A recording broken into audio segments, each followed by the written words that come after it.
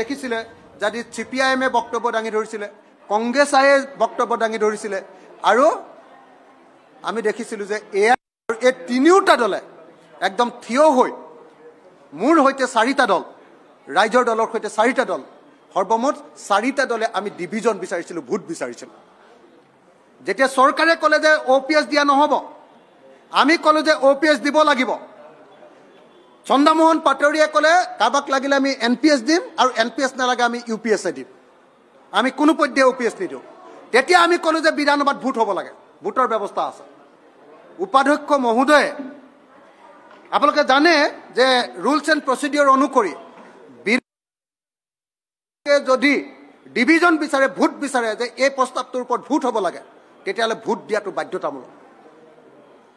কিন্তু দুৰ্ভাগ্যজনকভাৱে আজি ডেপুটি স্পীকাৰে আমাক কোনো পধ্যে ভোট দিবলৈ নিদিলে আৰু মোক বাহিৰ কৰি দিলে।